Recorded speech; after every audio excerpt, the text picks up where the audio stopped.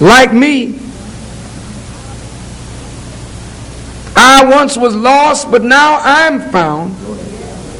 I was blind, but now I see.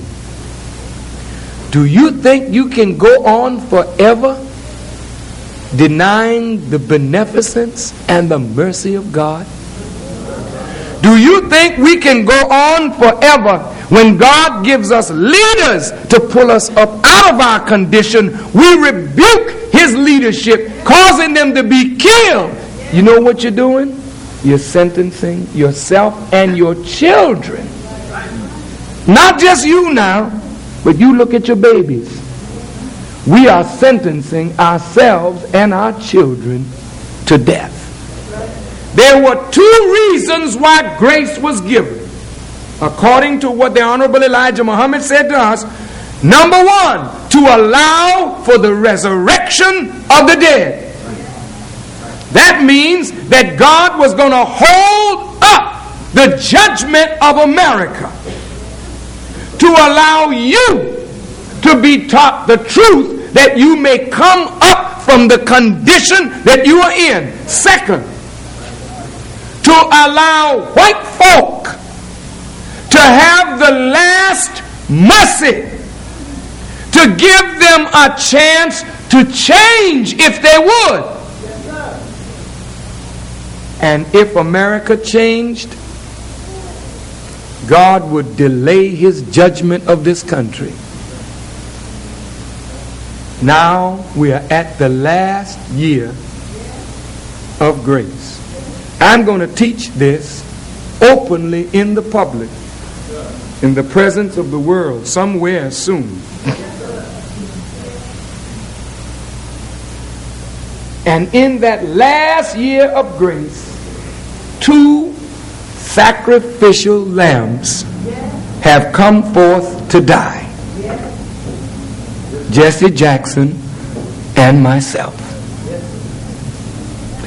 Why do you say 2 sacrificial lambs have come forth to die? You cannot redeem a people unless you are willing to pay the price for their redemption. And the price for your redemption, for your leadership, is death. And when Jesse made up his mind to strive for the presidency of the United States, he made up his mind to die. When I made up my mind to lift up my Lord's name again, I made up my mind to die. You can't take my life. I give it up. Because what I give it up for is greater than my life 10,000 times over. When I looked at Reverend Jackson, the day he announced that he would run, I wept. I don't mind dying, because I believe I was born to give my life for this people. But I didn't want to see my brother die. I would love that he lived to go on. But Jesse knows the price. And so do I. That's why when I call him brother, I know what I'm talking about. I know the womb that made him my brother. It's not his mother's womb, nor my mother's womb. It is a womb out of which those are born who want to serve the advancement of a nation and a world. And those who are coming forth to serve the advancement of others, they are unashamed and unafraid to give their lives. This is why we take chances. People said to me, if you lift up Elijah Muhammad, you are sure to be killed. I don't care nothing about that. I love him. If he made me what I am and taught me what I know and he's the best man that I ever knew in my life, then why should not I stand up for him? Even if I'm shot down at dawn, let me die faithful to a man who suffered like no man ever suffered to give black people a chance to be free. It's a joy to me to give my life for my master and teacher. He gave his for us all. Jesse has gone out on the streets of Jerusalem to die. And so have I. This year, we may make it through. This year, we may not make it through. But one thing is certain. This is your last chance.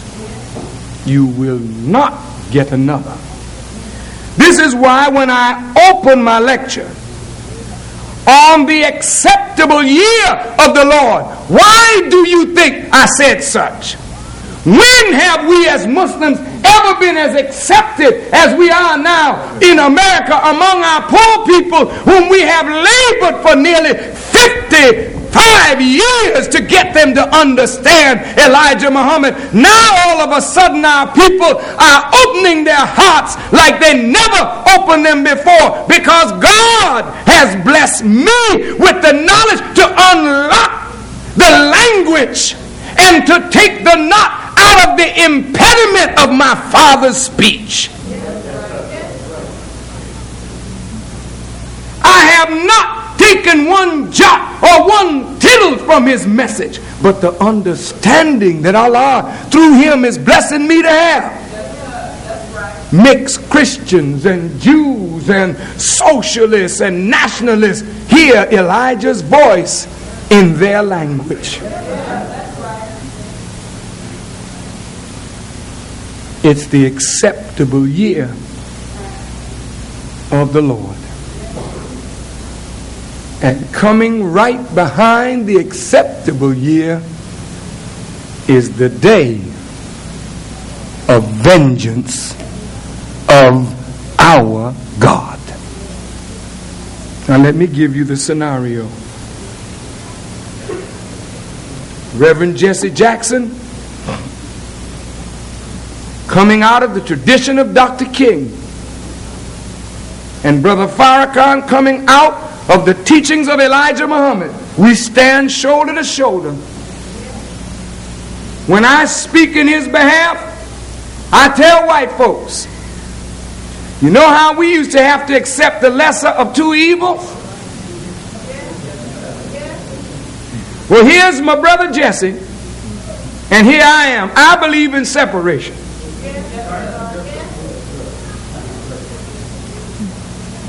Here's a brother that believes in America.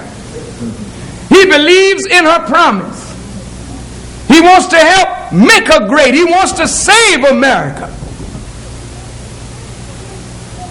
Are you going to kill him?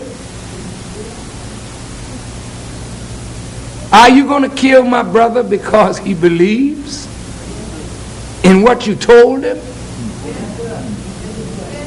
You told him he was a citizen. Though Elijah Muhammad said we never were citizens. But you told my brother he was a citizen. You told my brother all he had to be was 35 years of age and born in America, a citizen. He could run for the presidency. You told him that the democratic system would accept him. You told him that. You told him that in America, every man has an opportunity to rise. You told him that. I know better, but you told my brother that. Now my brother's taking you up at your word. Are you going to kill my brother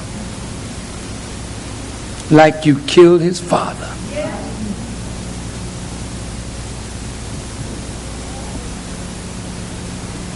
God has blessed me with a gift, the gift of speech. I am going to use this gift as long as our Father gives me breath.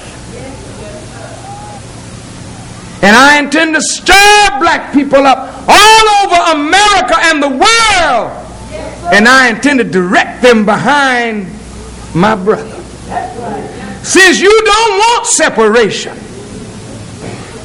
you don't want to leave the white man, you don't want us to negotiate with him for some of this earth that we can call our own. You are in love with America. Then I say, get behind Reverend Jackson, and I'll walk with you.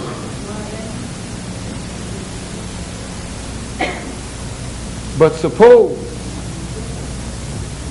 after Jesse excites the hopes and the aspirations and the dreams of millions who have been locked out, young black brothers who have never had a strong male image. This little young brother right here will never be the same again because Jesse is running for the highest office in the country. That means that Jesse has taken the ceiling off of the thinking of all black children. That's right. Did you hear me? Yes, sir. Did you really hear me? Yes, if you don't support him for no other reason, he has taken the ceiling of inferior aspirations away from black children forever. Did you hear me?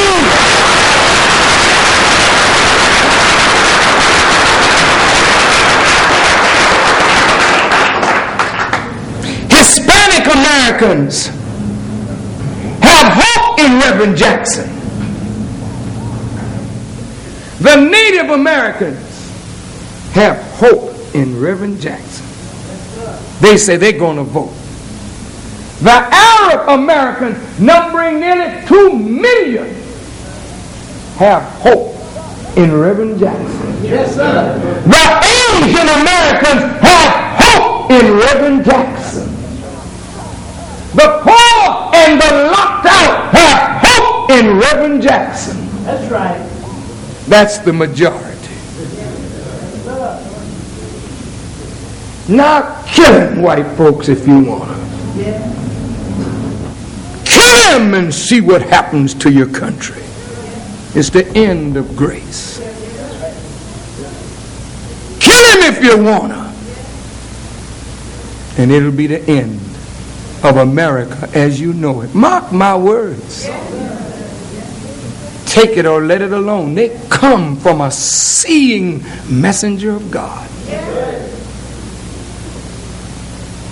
Some of you will be so exasperated if they kill brother, you will rise up, and then the chastisement that you deserve, you will get. You will see young boys and girls shot down in the streets of America. It'll be black against white and white against black and white against white and black against black. Blood will be in the streets. The day of vengeance of our God, then war is going to break out. There'll be no more America. And if I live through it or die, I go to my grave a happy man, knowing that this wicked bastard, he is a bastard. He's the only illegitimate child that our Father produced, will go to a well-bought doom, and he will have killed the last leader of our people that he will ever kill. It'll be over.